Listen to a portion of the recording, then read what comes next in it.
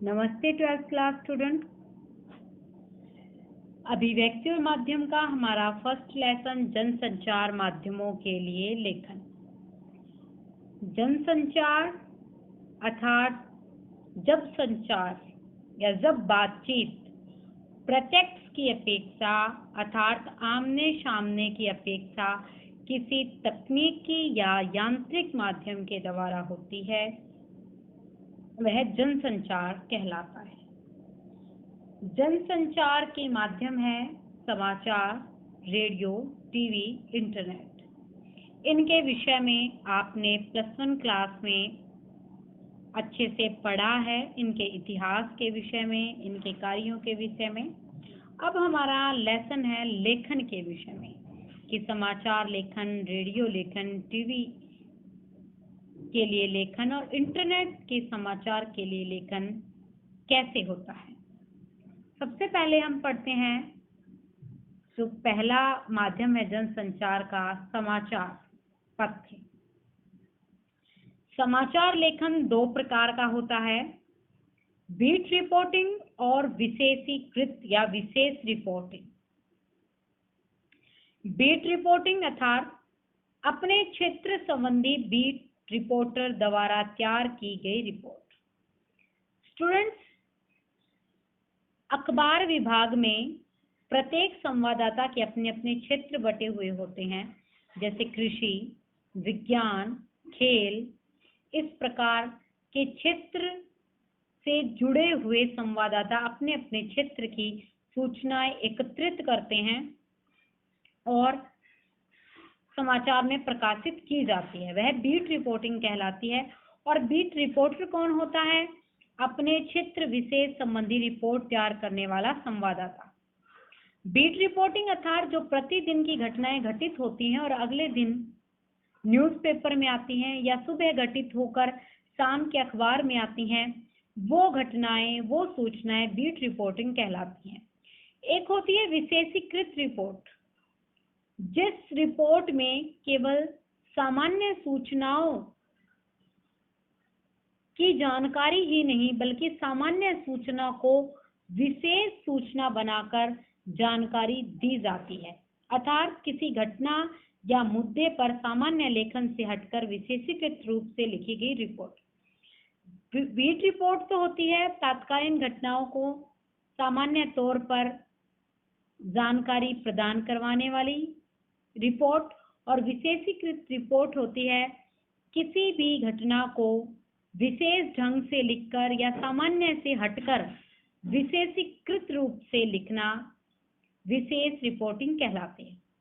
अखबार में भी एक स्पेशल पेज होता है विशेष रिपोर्ट के लिए।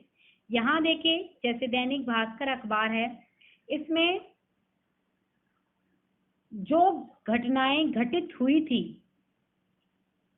पहले दिन, वो अगले दिन सुबह आ जाती हैं। ये बीट रिपोर्टर द्वारा लिखी हुई घटनाएं, सूचनाएं, रिपोर्ट होती हैं। और जैसे ही इसी अखबार में दैनिक भास्कर में ही एक पेज आता है अभिव्यक्ति नाम से, जो सूचनाएं तो तात्कालीन भी हो सकती हैं और पुरानी भी हो सकती हैं, और लेखक इसमें भविष्य की कल्पना भी कर सकता है, परंतु यहाँ पर लेखक सोच समझ के, विचार करके लेख लिखते हैं। विशेषीकृत लेखन में लेखक अपने निजी विचार भी लिख सकते हैं। बीट रिपोर्टिंग में लेखक अपने निजी विचार नहीं लिख सकते हैं।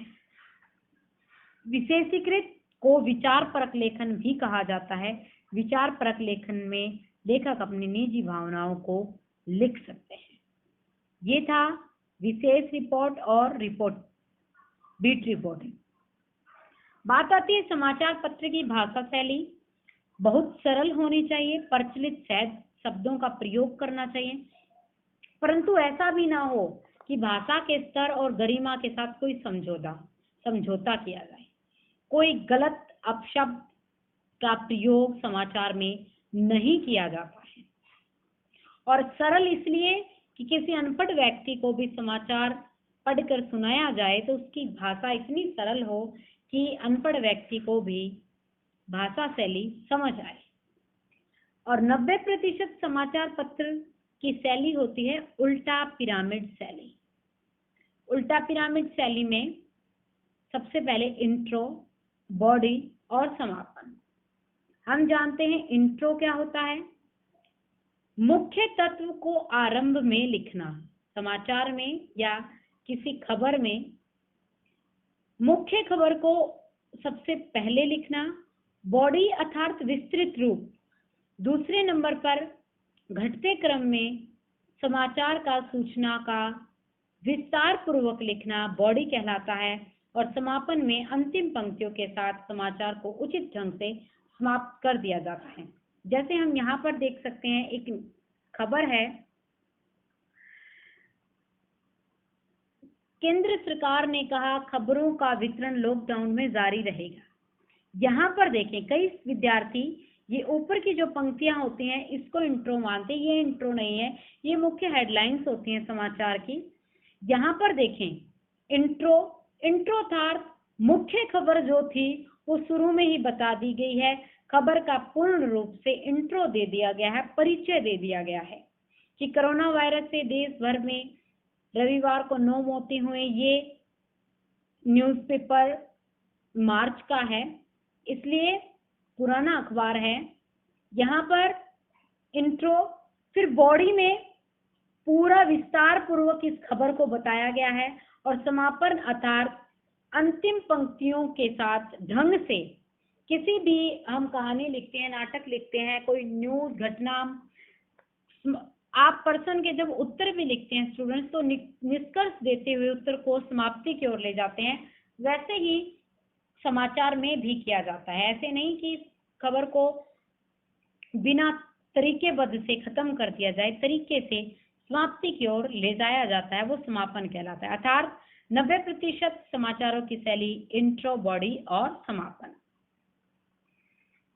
फिर आता है समाचार में लेखन में 6 ककार होते हैं। क्वेश्चन आ जाता है समाचार के 6 ककार, अर्थात समाचार क्या, कौन, कब, कहाँ, कैसे, क्यों प्रश्नों के उत्तर देता है पाठकों। नेक्स्ट है समाचार में क्लाइमेक्स शुरुआत में होता है। क्लाइमेक्स अर्थात घटना का नवीनतम रूप। क्लाइमेक्स की परिभाषा है आगे, समाचार के अंतर्गत किसी घटना का नवीनतम और महत्वपूर्ण पक्ष क्लाइमेक्स कहलाता है। अर्थात कोई भी समाचार उसका नवीनतम नया रूप शुरुआत में ही दे दिया जाता है। जैसे कहानियों में क्लाइमेक्स अंत में दिया जाता है, उसका जो ट्विस्ट होता है वो लास्ट में बताया जाता है ताकि पाठक की रुचि बनी रहे और अंत में जाते जाते उसे नवीनता, नयापन, ट्विस्ट अंत में जाकर पता चले। लेकिन समाचार में ऐसा नहीं होता है। समाचार में क्लाइमेक्स शुरू में ही दे दिया जाता है, अर्थात नवीनतम या महत्वपूर्ण घटना शुरू में ही बता दी जाती है। ऐसा नहीं कि पूरा समाचार लिखा जाएगा और अंत में पाठक को पता चले कि किस विषय पर बात चल रही है, इस बात का निष्कर्ष क्या था। जैसे यहाँ पर देखें, ये एक खबर है, एक दिन की नन्ही पर चाकू से वार, सांसों के लिए वेंटिलेटर पर जंग लड़ रही। यहाँ पर एक बच्ची है जिस पर चाकुओं से प्रहार हुआ है, खबर है। और उस खबर के लिए जो शुरुआत में आप यहाँ पर देख सकते हैं, पेन से मैंने निशान लगाया हुआ है, ये इस घटना का नवीनतम रूप है, क्लाइमेक्स है। अर्थात बच्ची को चाकू लगा, ये बात हमें समाचार के अंत में पता ना चलकर हमें शुरू में ही पता चल जाती है कि महत्वपूर्ण बात क्या है। महत्वपूर्ण बात तो ये है कि बच्ची के साथ चाकू से प्रहार हुआ है, बच्ची के साथ कुछ दिक्कत हुई है, वो बात हमें शुरू में ही पता चल गई। ऐसा नहीं है कि हम पूरा पढ़ेंगे और बाद में हमें पता चलेगा, यानी कि शुरू में ही हमें पता चल गया, अर्थात हमें इंट्रो में ही ये बात पता चल गई। आगे बॉडी में इसका विस्तार होगा और फिर समाप्ति की ओर। क्लाइमेक्स किसी घटना का महत्वपूर्ण और नवीनतम रूप होता है जो समाचार में शुरुआत में ही दिया जाता है। नेक्स्ट पॉइंट है समाचार लेखन में डेडलाइन का विशेष ध्यान रखा जाता है। डेडलाइन अर्थात समाचार प्रकाशन की तय समय सीमा। प्रत्येक समाचार की एक समय सीमा होती है, जैसे आज रात के 12 बजे से कल रात के 12 बजे तक की जितनी सूचनाएं या कोई घटना घटित होगी वही समाचार में प्रकाशित की जाएगी। कई बार ऐसा होता है दूसरे देशों में खेल होते हैं, जैसे हमारे यहाँ पर रात, वहाँ पे दिन के समय में खेल होते हैं, तो हमारे यहाँ के रात के 12 बजे तक जितना स्कोर देख पाते हैं उतना ही समाचार में अगले दिन हमें लिखा हुआ मिलता है कि रात के 12 बजे तक या समाचार प्रकाशित होने तक स्कोर इतना था, जितना भी स्कोर होता है। और किसी जनसंचार माध्यम में जैसे टेलीविजन, रेडियो, इंटरनेट में डेडलाइन नहीं होती, क्योंकि वो निरंतर चलने वाले जनसंचार माध्यम हैं जिनमें कोई भी देश दुनिया को जाननी सूचना जरूरी खबर होती है, वो वहां पर तुरंत सुना दी जाती है। अगर वह उस दौरान वहां पर कोई अन्य प्रोग्राम भी चल रहा हो तब भी सूचना बताई जाती है देश के लोगों को। अर्थात समाचार में डेडलाइन का भी विशेष ध्यान रखा जाता है। नेक्स्ट पॉइंट है समाचार लेखन में डेडलाइन का विशेष ध्यान रखा जाता है। डेडलाइन अर्थात समाचार प्रकाशन की तय समय सीमा। प्रत्येक समाचार की एक समय सीमा होती है, जैसे आज रात के 12 बजे से कल रात के 12 बजे तक की जितनी सूचनाएं या कोई घटना घटित होगी वही समाचार में प्रकाशित की जाएगी। कई बार ऐसा होता है दूसरे देशों में खेल होते हैं, जैसे हमारे यहाँ पर रात, वहाँ पे दिन के समय में खेल होते हैं, तो हमारे यहाँ के रात के 12 बजे तक जितना स्कोर देख पाते हैं उतना ही समाचार में अगले दिन हमें लिखा हुआ मिलता है कि रात के 12 बजे तक या समाचार प्रकाशित होने तक स्कोर इतना था, जितना भी स्कोर होता है। और किसी जनसंचार माध्यम में जैसे टेलीविजन, रेडियो, इंटरनेट में डेडलाइन नहीं होती, क्योंकि वो निरंतर चलने वाले जनसंचार माध्यम हैं जिनमें कोई भी देश दुनिया को जाननी सूचना जरूरी खबर होती है, वो वहां पर तुरंत सुना दी जाती है। अगर वह उस दौरान वहां पर कोई अन्य प्रोग्राम भी चल रहा हो तब भी सूचना बताई जाती है देश के लोगों को। अर्थात समाचार में डेडलाइन का भी विशेष ध्यान रखा जाता है। नेक्स्ट है रेडियो, जो श्रव्य माध्यम है। हम सोचेंगे कि रेडियो तो श्रव्य माध्यम है, यहाँ लेखन की क्या आवश्यकता है, परंतु वाचक या वाचिका, जो वाचक वाचिका अर्थात बोलने वाला, हमें सुनाने वाला खबरें, समाचार पढ़ने के लिए लेखन की आवश्यकता होती है, जो लिखे हुए पेज से समाचार सुनाते हैं। लेखन के नियम हैं: अति सरल साधारण भाषा, साफ सुथरी टंकित कॉपी, कंप्यूटर पर ट्रिपल स्पेस का प्रयोग। यदि कॉपी पे लिखा जा रहा है साफ सुथरा विशेष अंतराल के साथ लिखा जाए, यदि कंप्यूटर स्क्रीन पर लिखा जा रहा है तो ट्रिपल स्पेस के साथ, ताकि एक वर्ड दूसरे वर्ड के साथ मिक्स ना हो, वाचक को अच्छे से समझ आए। 1 से 10 तक की संख्या को शब्दों में लिखा जाना चाहिए। 11 से 999 अंक वाली संख्या को अंकों में ही लिखा जाना चाहिए, और अधिक अंक वाली संख्या जैसे 50,12,550 अंकों में लिखने की बजाय शब्दों में लिखा जाना चाहिए, ताकि वाचक या वाचिका को पढ़ते समय कोई समस्या ना आए। संदर्भ और संक्षिप्त अक्षरों का प्रयोग। संदर्भ होते हैं उनके जैसे, उनके समान, और संक्षिप्त होते हैं छोटे। संदर्भ में जैसे हमें ये कहना जरूरी नहीं है वाचक या वाचिका को, या लेखन में लिखते समय आज ही समाचार आ रहा है कि 26 जून की शाम को ऐसे होगा, ये कहा जा सकता है, या ये लिखा जा सकता है कि आज शाम, कल दोपहर। संदर्भ अर्थात संबंधित, अक्षरों का प्रयोग किया जा सकता है।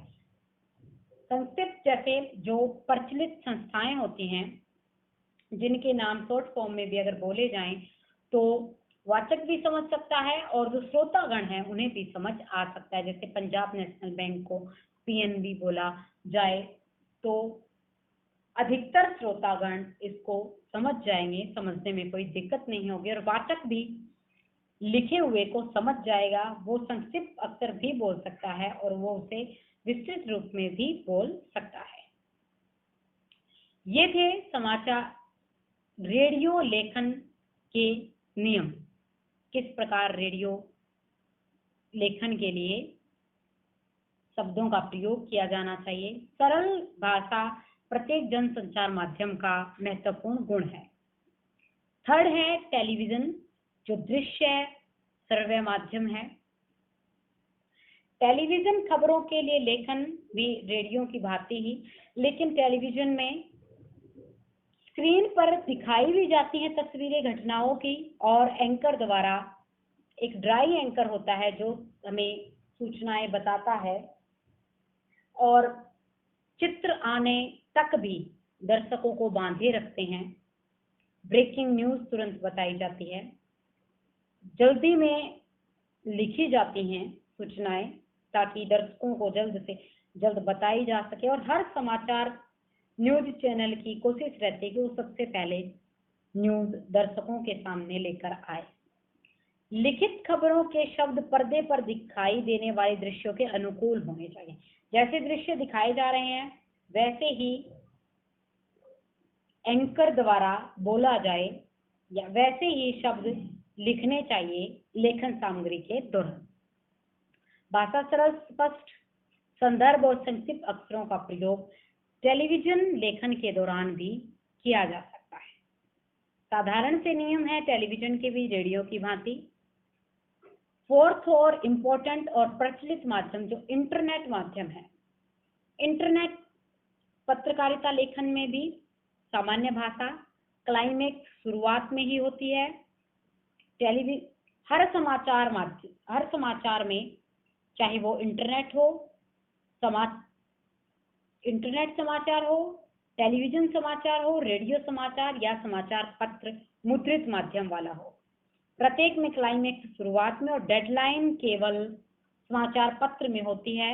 और इंटरनेट तो सबसे तेज माध्यम है जनसंचार का, इंटरनेट पर तो डेडलाइन हो ही नहीं सकती। मुद्रित, श्रव्य, दृश्य माध्यम होने के कारण सभी को ध्यान में रखकर लेखन प्रक्रिया की जाती है। सबसे तेज खबर प्रसारित करने वाला माध्यम इंटरनेट। जल्दबाजी के कारण गलतियों के आसार, परंतु प्रत्येक क्षण साइट एक्टिव होने के कारण जल्द ही सुधार भी कर लिया जाता है।